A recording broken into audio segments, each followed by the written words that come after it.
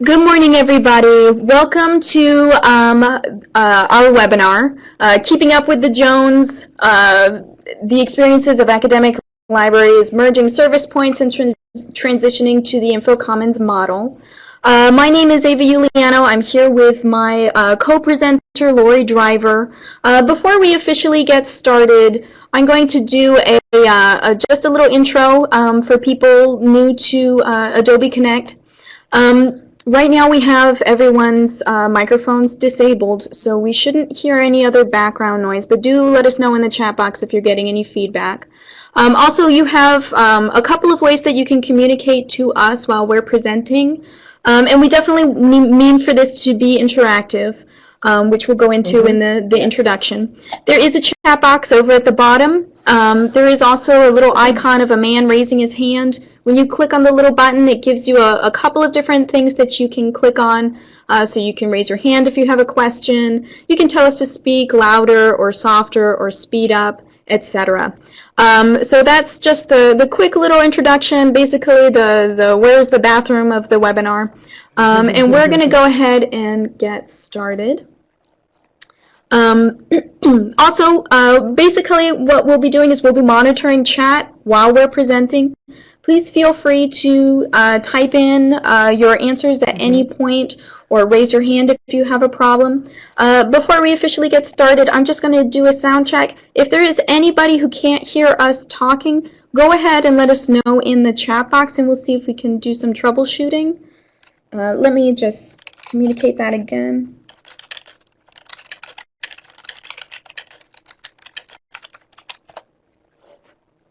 But if we don't have any problems, we're going to go ahead and get started.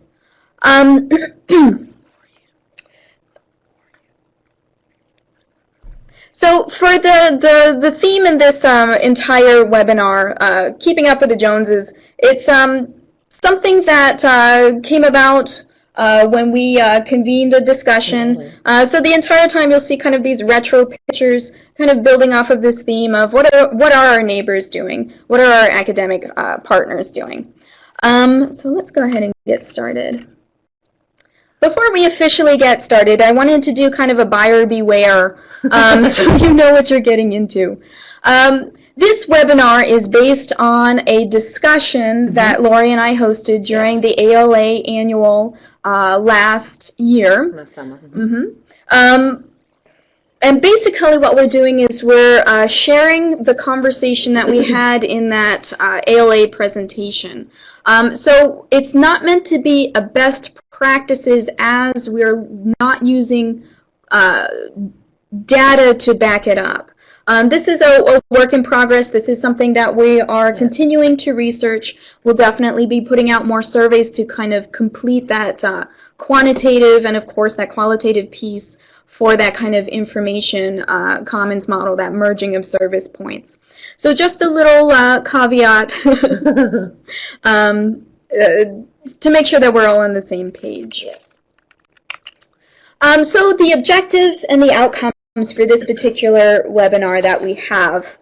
As I said, we want to share what other institutions are doing to create and maintain info commons and learning commons. And what we mean by info commons and learning commons, basically we're using those as a catch-all phrase to mean merging of service points, regardless of where it is. A lot of what we're sharing are qualitative reflections on what areas of librarianship are affected by this info commons model or the merging of service points.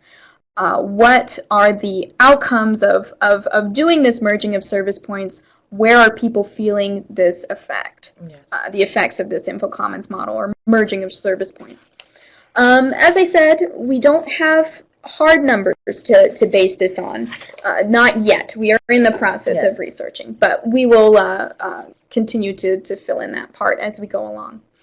The other part of this webinar, and I think the richness of what you get out of this is going to be in this interactive piece in this, is we're trying to continue to start this conversation and of course continue it.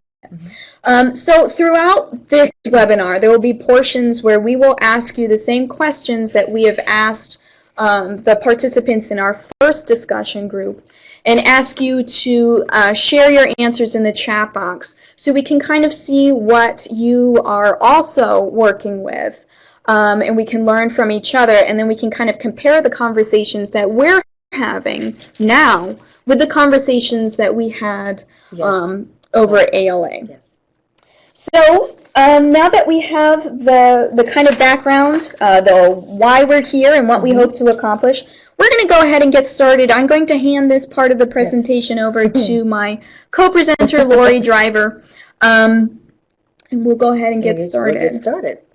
Okay, good morning, everybody. This is Lori Driver. As Ava was speaking earlier, I don't know if she clearly spoke about who we are.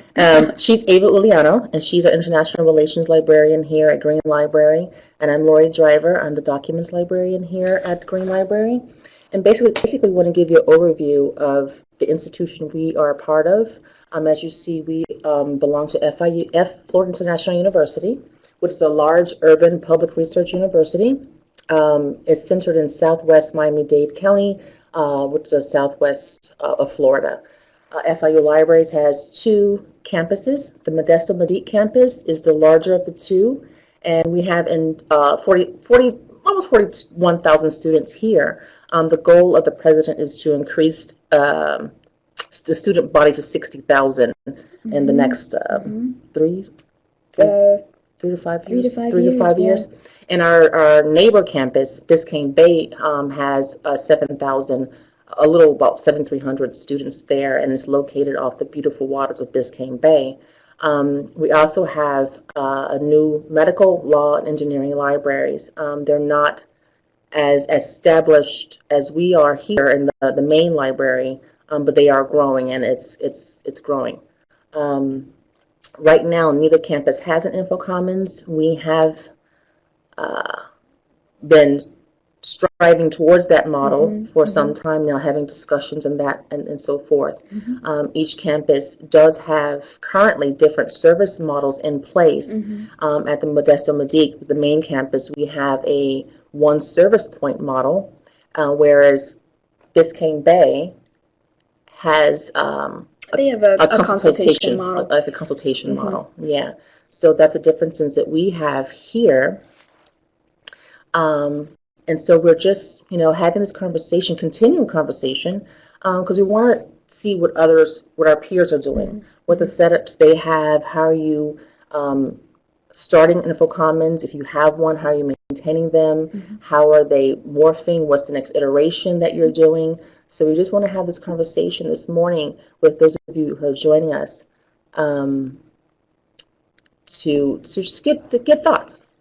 Yes, and full disclosure, the real impetus behind having this conversation is we're both, I'm a hybrid librarian. I do government documents, but mainly reference, and Lori is 100% government documents. And there's been a lot of conversation about, right now, we have a single reference desk. We don't have an information commons model. And we've merged government documents with reference, and that's had some interesting implications. And of course, we're starting this conversation now where we want to, and actually it's been happening for a while, where we want to explore the idea of an information or a learning commons. And we wanted to see what others' experiences were. So basically, that in a nutshell is what we're coming from and why we started the conversation. Right.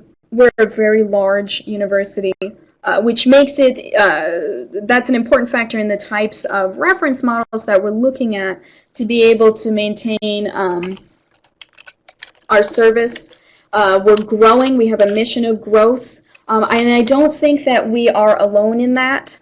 There are a lot of universities, especially public universities, who have these kind of missions of growth, but also in a period where we're working with a limited budget as well. So that is the introduction for us, where we're coming from and why we started the conversation. What we would like to do now is open up the chat box and ask you where you all are coming from, whether or not you are from an academic library, a public library, a special library. What size are you? Why have you come to this webinar? Go ahead and fill your answers in. We're going to go ahead and respond to some of you. So Rachel is asking, are any of our students online students? Absolutely yes. And that's one of the areas where we're experiencing growth. Tremendous growth.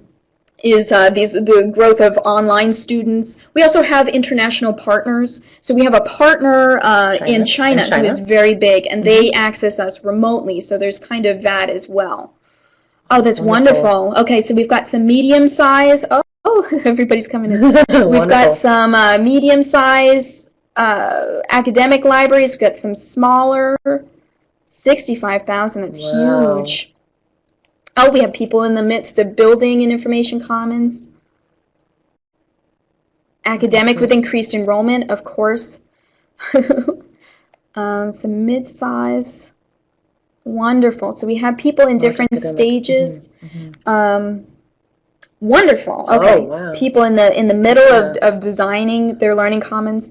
That is wonderful. I'm glad to see that so many of us are kind of in this thought stage where we are planning or implementing, because I think that that's where you'll get the most value out of this webinar. We're hoping to share, because a lot of the people who came to our conversation, interestingly enough, were people who had established something similar to or a learning or information commons. So I think that learning from our peers who have already successfully implemented this will give you the most value. Let's see again. Wonderful. Oh, perfect. And we've got some people in the process of revisioning. That's wonderful. Okay, great. Well, I just want to give you a little history of the literature we found. The history of the information commons. USC, University of Southern California, and University of Iowa began implementing them as early as the 1990s. I remember reading myself literature back in that time when it was a brand new thing, to do, and everyone was trying to go to that. And we also found another article talking about the increasing computer labs. That's another reason people have gone to this learning commons model. As technology has grown, people have found that the service models they were using were not as helpful as maybe they need to grow to keep up with demand. As computers grew and labs and technology grew. And also looking at how to make learning a unified approach with other partners in the university, not just being siloed, but the libraries working with other partners and academies or colleges on the campus to make learning like a one-stop point, you go to. Yes.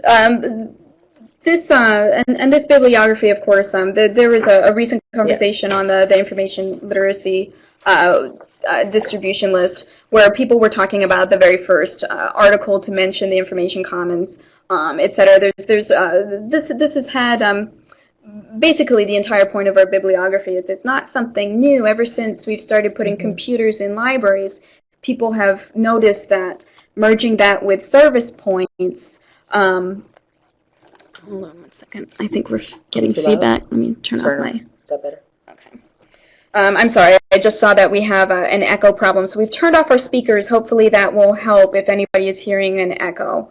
Anyway, yes. To get back to the bibliography, the computer. Once computer labs found their place in libraries, that's kind of where we started with that point of finding the information commons. Sorry.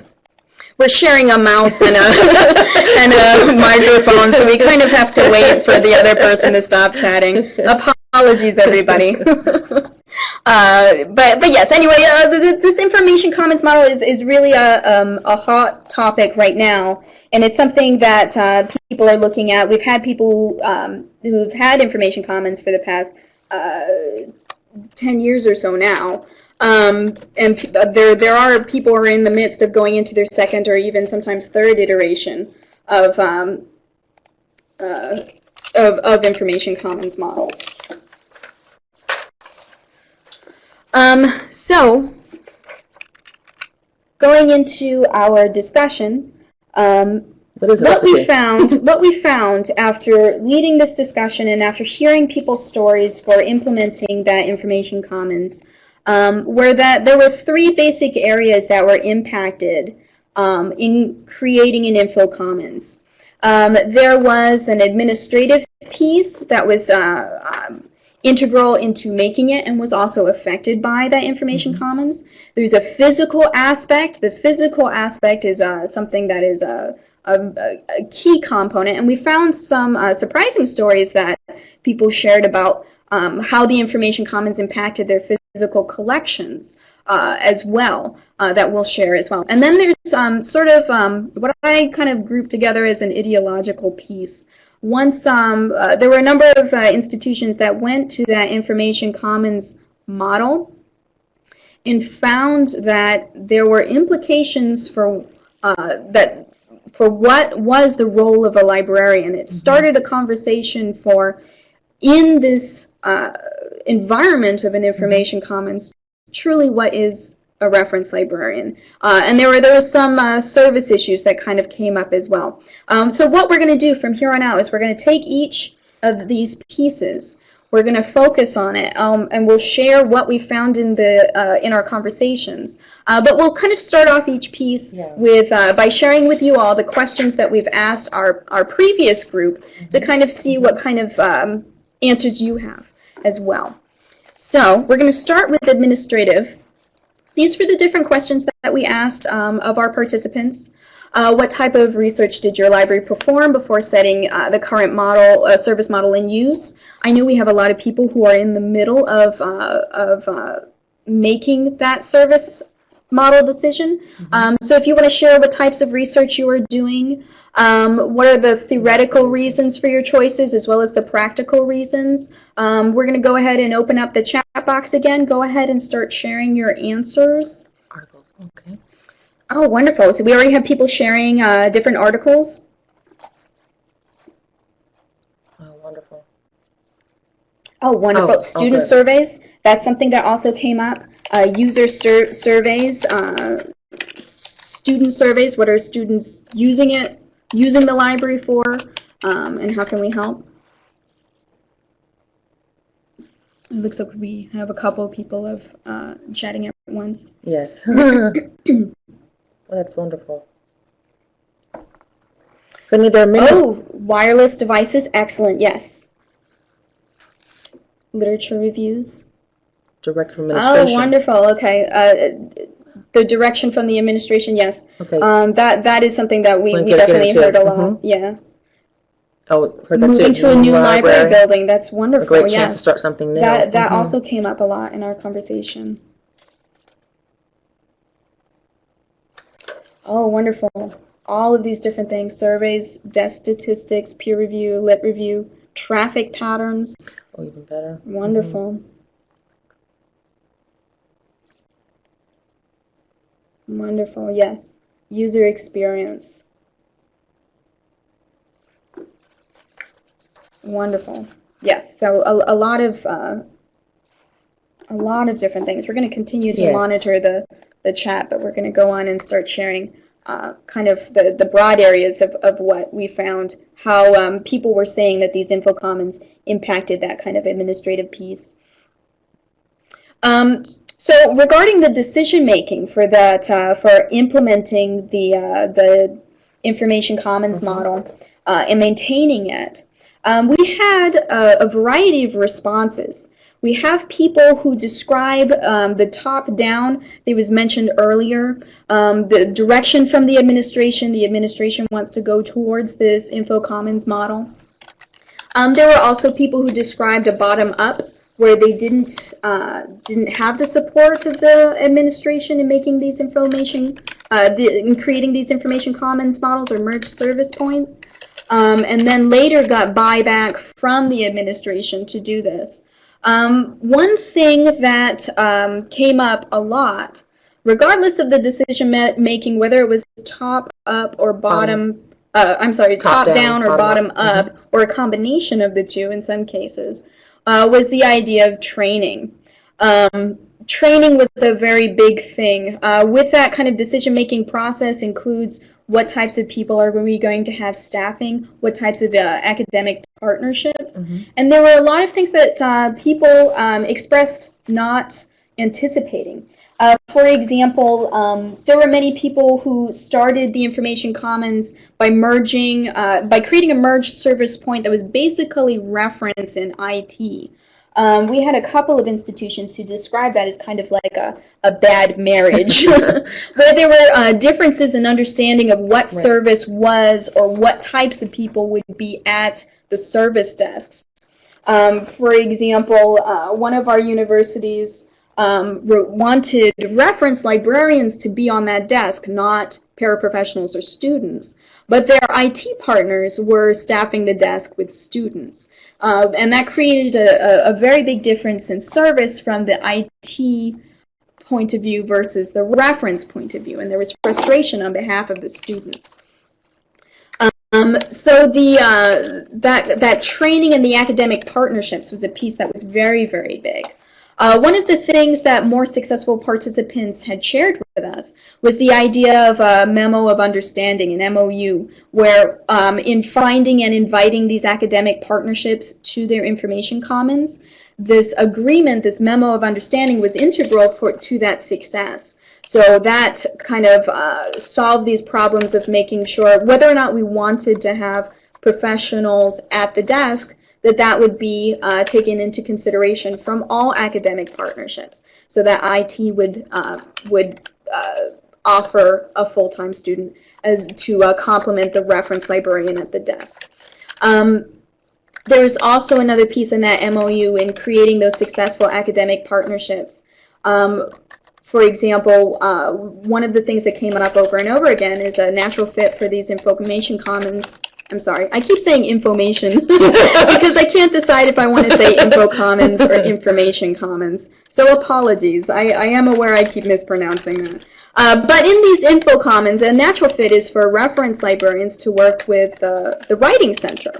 But in many places, the writing center only takes appointments. There's not walk-up, which creates frustration for the users in the sense of there's walk-up help for the reference librarians, but there's not walk-up help for the writing commons. And that MOU was a big piece of that, of creating that successful academic partnerships.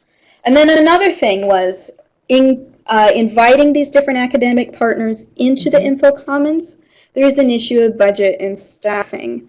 We had one participant who described that the IT department went through a series of budget cuts that did not affect the library as much. So they were unable to provide the same number of service hours as the reference librarian. We also had somebody who said the exact opposite, that the library had experienced cuts and the IT department didn't. So they had points where the information commons was not staffed completely either by IT or by a reference librarian, and that required this cross-training as well as this understanding of budgeting and how it impacts this merged service point. So yes, before we move on, was there anything that you wanted to add? I think I think that's a lot. Yeah, for that administrative piece. Regarding the decision making for the top down versus the bottom up and a combination of the two, there didn't seem to be nobody had expressed whether or not the top down or bottom up made the information commons more or less successful. I think that the key element that I heard over and over again in our discussion was the support from the academic partners is very key to that as well. Although that is something that we'll definitely be looking into more with our surveys. So let's continue on. Top down versus bottom up, our academic partnerships and how our physical space is maintained. Okay, speaking about that physical space, there were a lot of physical influences on the information commons model. And these were some of the things that we asked our participants. So we're going to go ahead and open up the chat box again. For those of you who are thinking of implementing an information commons model, what are your physical challenges? What are your resources that you need to implement this change? We've already, a number of you have mentioned surveying those user needs. What kind of changes in user needs are you experiencing, and are you getting any feedback that's starting that conversation for that information commons model? Go ahead and we'll open up the chat box and we'll kind of relate what everybody else is talking about. Oh, wonderful. Okay, so we have people doing outreach to their academic research center. Walk-in hours for writing tutorials. Wonderful. Perfect. Oh, finding a home for the reference collection. I was going to say yes, that. That is right on key. Yes. Were those collections minimized Staffing for that? entrance and exit points. You should be able to expand. Here? I think so. Hold on. No. We have so many people typing. Hold on. Yes. Dan, if you look in the right-hand corner, there should be a little thing that looks like lines with a triangle. And if you click on that, you should be able to maximize. And that might help. Oh, hold on. Let's see. Wonderful. Taking tours of other libraries with Information Commons model. Ooh, Information Commons is going to be in a different building than the library. Interesting. Staffing. Yes, staffing is a concern.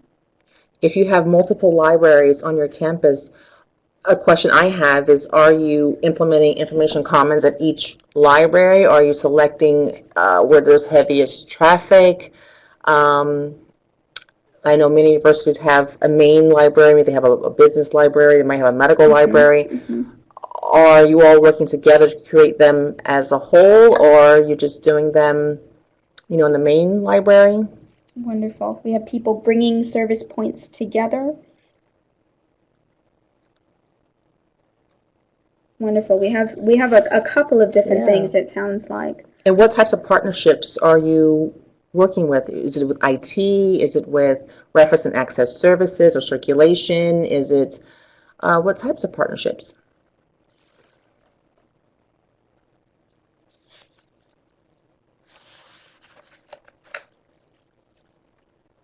Yeah, Regina made a good point. Downsizing. Downsizing the collections. Wonderful. Okay. The jewel of the info commons. That's wonderful. Oh, perfect. So we have somebody combining all three. Very, very wonderful. We're going to keep maintaining, monitoring that chat box. But yes, you're saying the exact same things that we had with these participants who had already put together these information commons models. The where and how of merging services. Somebody had mentioned exits and entrances for staffing. We had one participant who did one long information commons desk that had IT, reference librarians, and tutoring as well as circulation. They had all of those. And one of the problems that they found were that reference librarians had to walk across this long desk to be able to go out and help the students. And they're actually on their second iteration where they're considering a desk that has these the different entrances and exits, but it was something that they didn't even think about with this kind of long desk. So that's definitely something. Definitely something that that impacted them.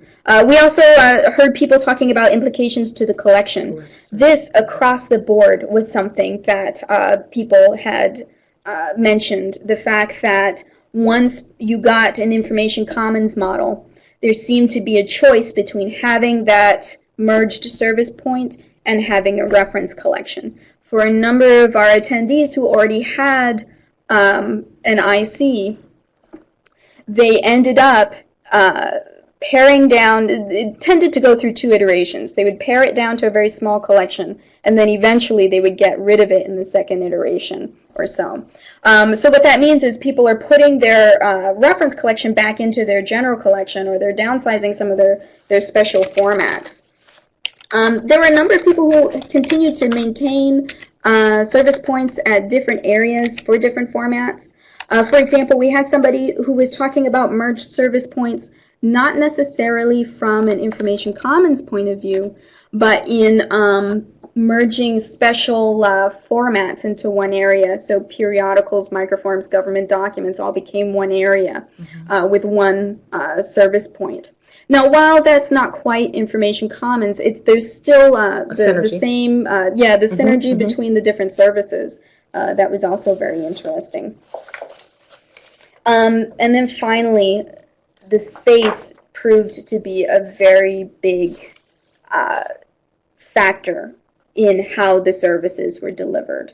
I think every single library has its own setup. And from that point of view, there really isn't a standard set of advice that people could give to each other. There were people who had multiple service points on multiple desks. There were some people who did not have an information commons model. They merged the service point and supplemented that merged service point with a roving reference librarian. And that roving reference librarian had 4 different desks that they could instantly turn into a reference desk based on where that interaction took place. So they were kind of, and for them, for their physical setup, that was the most effective model that they could do. So that physical space was a very important factor.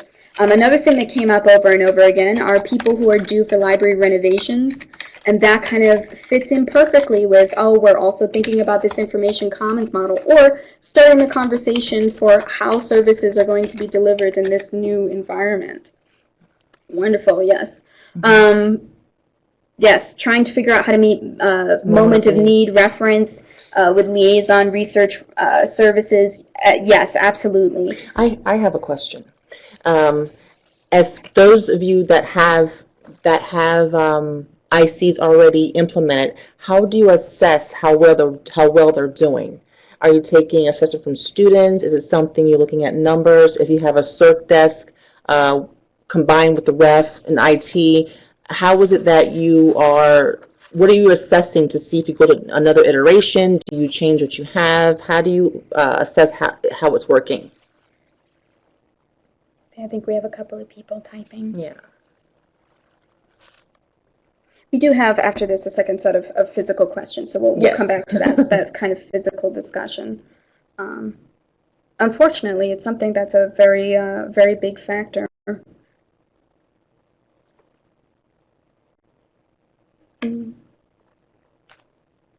Regular surveys and statistics use, yes. Okay, yes. Kind of the same type of thing. Okay, so to finish up our kind of discussion of the physical space, I'd like to open it up again to the chat box. What type of physical setup do you currently have at your library? Do you have multiple reference service points? Are you using a roving reference program? Where are your collections in relation to your service points? And how is your library used compared to other buildings on campus if you're an academic library, or in other libraries in your county if you're a public library? Go ahead and share your answers, and we'll kind of see. As we've already related, there were a number of different interpretations of what an information commons model was. There were many. For example, we also had somebody who only did an information commons model in the science library, and in the main library they kept their traditional reference desk. Wonderful. So we have one reference desk, we have roving reference and ready reference at the desk. Somebody with a single point, one room, one floor. Collections are very close. Wonderful, yes. I'm wondering how many people are using roaming reference as well. Collections around the corner. Interesting, yes. Reference being combined, circulation, info tag, and reference are co-located. Wonderful. 4 floors. 4 floors.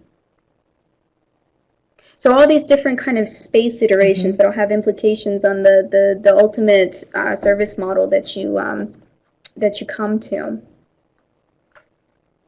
There, in our previous discussion, there were many different points of view. Even though we were talking about merged service points, there was a big conversation about roving reference in combination with multiple service points, where people would have little kiosks or like quick reference desks that were available to transform into a reference service point as the roving librarians were going through. Three different service points. A media service point, reference and circulation, close collections, wonderful, lib answers, IM, email. Yes. So a virtual services suite. Okay, so main collections being upstairs from the service points. Wonderful. So we have a lot of different things. A mixture here. Oh, new building will have service points throughout the 3 floors. Very interesting.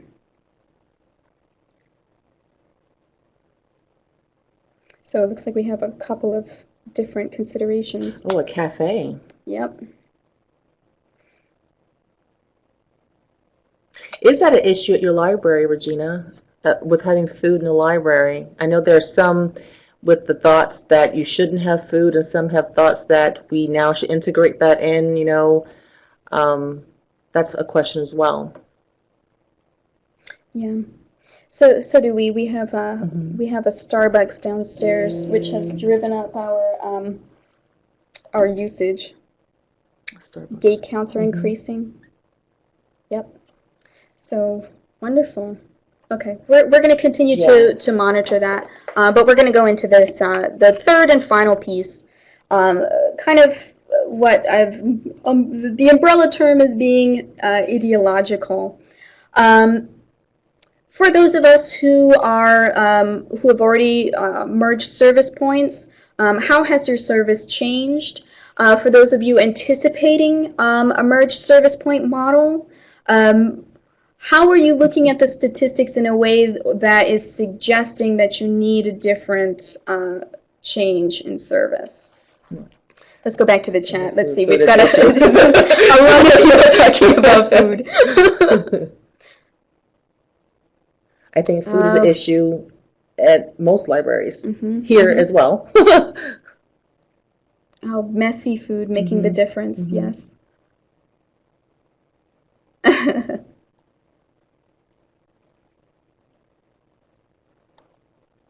Yes, wonderful. Okay, so we have some kind of conversations about the cafe, but yes, what is leading you to go to this information commons model based on the types of services you're providing?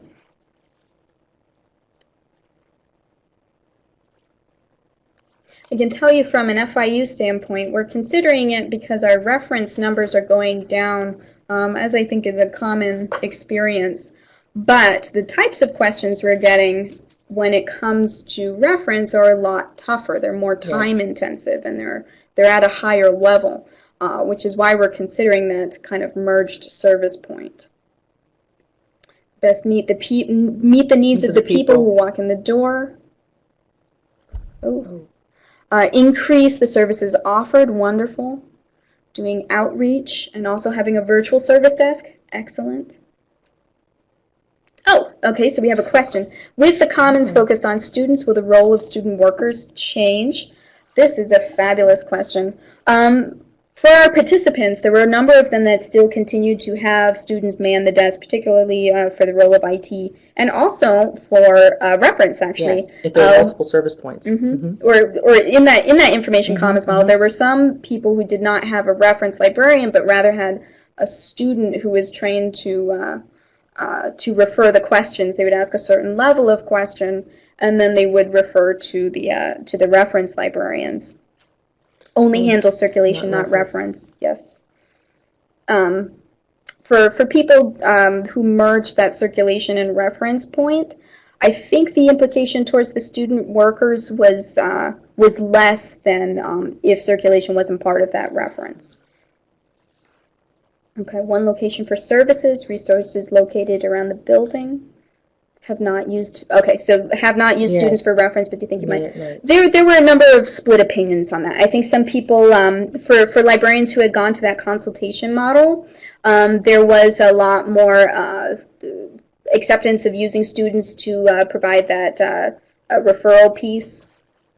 And there were a number of training programs that had popped up in response to that. People who did, who created these weekly modules to go over with the students, so they would know the different library resources and would also be comfortable with this understanding that the answer is never no, and to refer questions to the reference librarian. Let's see. Learning Commons in a year or two. Okay. I had a question regarding budgets. For those that are implementing or have implemented, did you do it piecemeal? Was it one large chunk? Did you have the budgets for this? Was your administration, were they, if it was a top down, were they the ones providing the budget? Do we have to get sponsors? Do we get other people, when you look for partnerships, do they help with that, informing it? So we'll keep monitoring the chat box for that, but we'll continue on with our ideological conversation. So one of the things that did come up, and we've already talked a little bit about it, was this role of student workers. How did the student workers fit into it? Because the kernel of that conversation is, well, what kinds of questions do we want reference librarians to be answering? That kind of informational direction question, or the catalog, searching the catalog for a book question? Do we want reference librarians to continue answering those questions? And for people who have gone to that referral model service within that information commons model, their answer was no. We want reference librarians to really conduct reference. Some of the other implications for that ideological change, or that unifying image of the library. Libraries with information commons models or merged service points found that merging the service points unified the image of the library, which means it's a good thing and a bad thing, but one of the things that came up was, for example, if there is a complaint, for example, IT doesn't help or doesn't have the same level of service as some of the other partners, that complaint is not with IT, it's with the library. So students are less able to separate out those different services from the library. That information commons model becomes a unifying force for the library. So any complaints for any aspect, if the website is down, it's anything, becomes the library in general.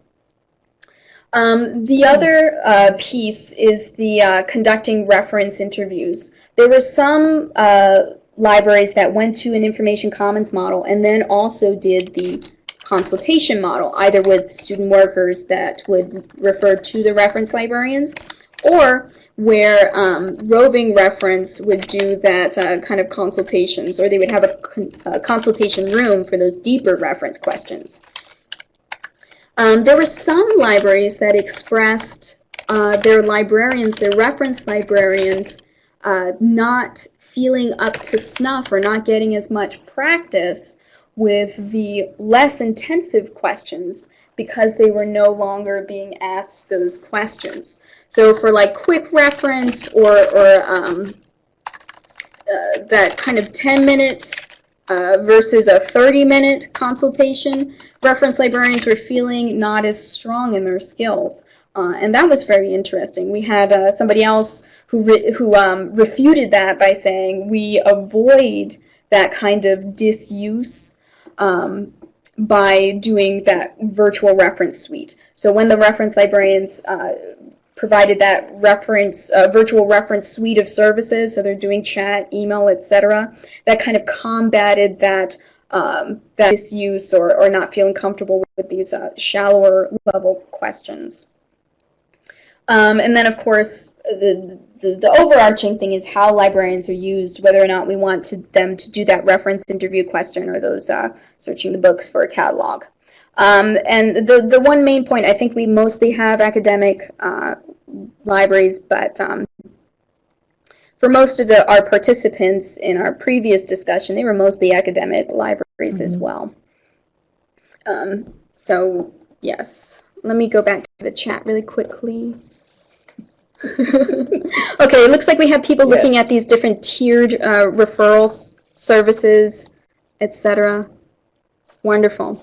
I think the surprising thing of that came out of that kind of ideological aspect were reference librarians feeling uncomfortable with doing these kind of shallower levels of questions. So it was very, very interesting to kind of see that. Not being as sharp is one of our issues, along with the reference desk being our sandbox. Yep, the reference desk is also their office. That was another piece, using the reference desk to you know, because you're not answering questions 100% of the time. There's also using that to complete all of the other services that we do. So that was very, very interesting. And actually, this kind of ideological discussion segues into our next piece, kind of going into the future. We have this wonderful suggestion that the future iteration of what the Information Commons model is going to will involve the idea of librarians as shepherds, where we guide them through every step of the process. We greet them at the door, we guide the rest of their user experience. We become more of like a past colloquium, where, and this was a wonderful quote, where walking and talking was considered integral to learning and remains as old as academia itself. So almost this wonderful kind of tie-in for now that we're going to this Information Commons model. Perhaps the next step is really more individual and going one-on-one and guiding the student through that entire process. I love that idea of emulating the past colloquiums. So that by far was one of the things that people were getting towards as well. I'm sorry, we're both doing two things at the same time. We're monitoring that chat while we're going through too. But yes, so we've kind of discussed all three: the administrative, the physical, and the ideological. Both what we've heard from our previous discussion, as well as what we've talked about here. In the future, what we would like to do with this research is we're going to follow up with surveys to kind of fill in that qualitative and quantitative piece more completely.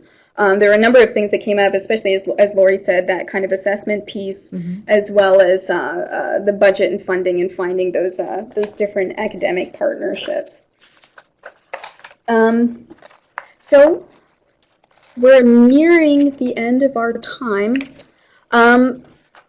We have a couple of conversations going on. We're going to go right back to the chat box, see what people have been talking about, and if there's any other types of questions that you have, go ahead, feel free to type it in the chat box, and we'll start fielding some of your questions as well. So it looks like we also have people expressing the need for their students to have these study spaces, these different quiet zones. Yes, this webinar will be archived and available. We have recorded it, and we will be talking to Swiftlin about where those archives will be available as well. You're welcome. How do you market the IC? Yes, excellent question. This was actually something we didn't get too much into with our first question, but that's also something that we're interested in.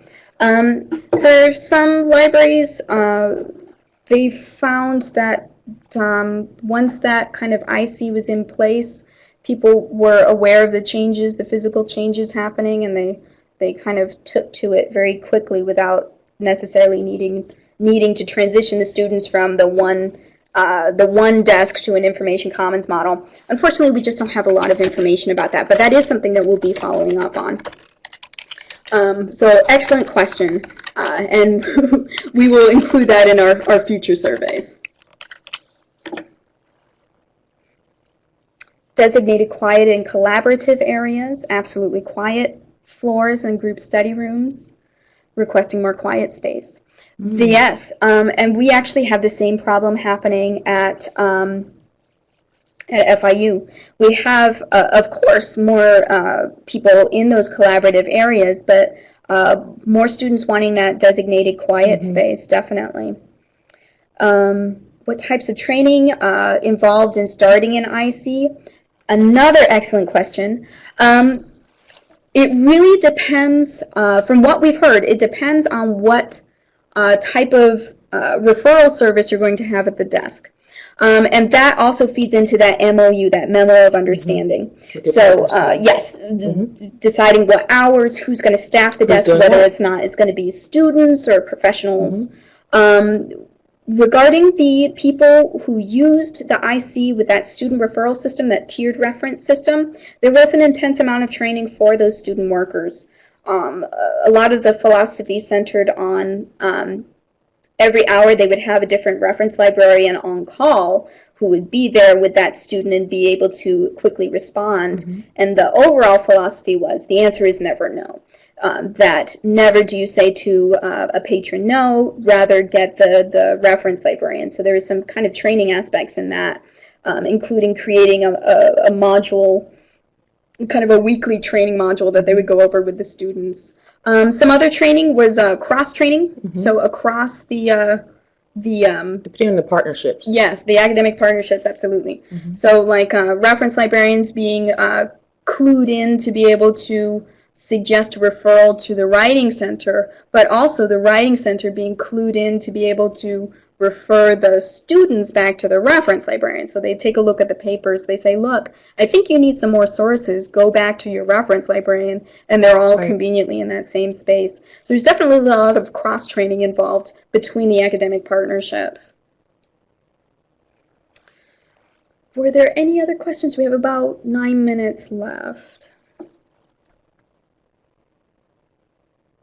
I think we're kind of silent. But I think also with training, it depends on if you have that reference circulation IT component together, you have to think about as well, if the IT is doing just the technical stuff, if they're not there, who do we, you have to learn the basics? Or are we saying that reference has to learn the basics of IT?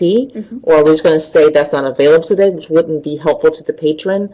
That's something we have to think about as well, if you're going to combine those types of service models.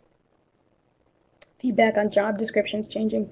Yes, there was, particularly with people doing the tiered reference. Yes. That kind of feeds into that ideological area of change where, you really drill down deep and think about what it is. Oh, wonderful. So we have somebody hiring more access service librarians. Absolutely. Oh, yes. So IT being jealous of their special abilities. Oh, interesting. So liaisons to departments. Yes, the liaison librarian versus the how does that fit in with that information commons model? Is it only liaison librarians or et cetera? Yes. I'm interested in that. Yeah.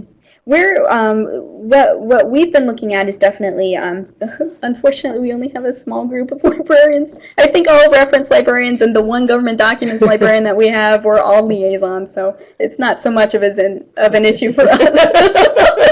We have to. Oh yes, there is no choice right now. Oh, wonderful. Expanding the roles. Formalizing the organizational culture.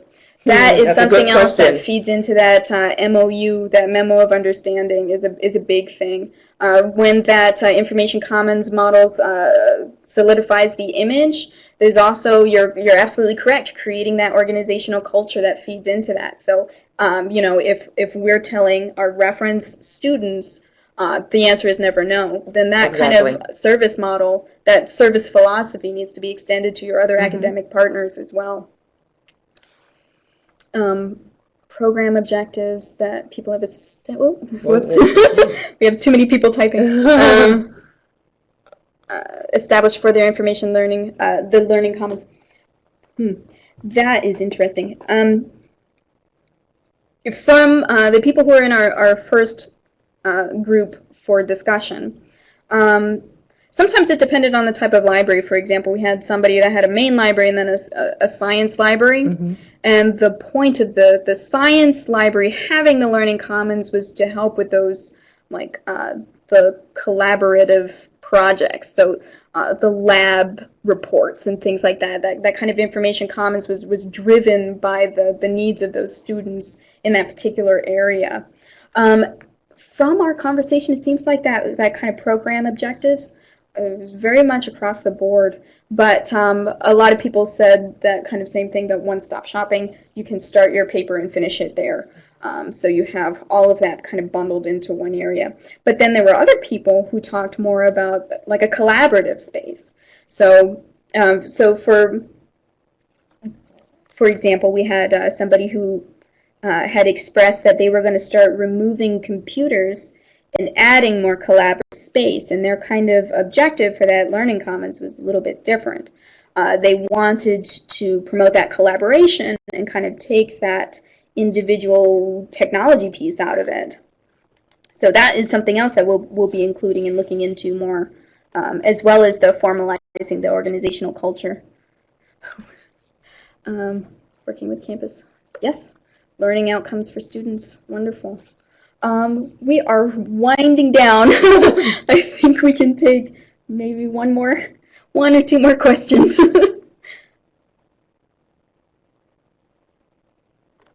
But we already have some excellent ones. This is great for kind of a selfish reason. We kind of know where to jump off now for our future But I think research. everyone's thoughts and ideas were very, very well. You know, they work well depending on what your institution needs, the patrons' needs are. I think the ideas we've seen come across have been different, but you can kind of look at some of them are the same. And Campus partner, Learning Commons. Oh, wonderful. Oh, you're welcome. You're Thank very you. welcome. Thank you for joining us. We do have an extensive bibliography. The ones that we've quoted are up there, but we also have a shortened link for our extensive bibliography in RefWorks.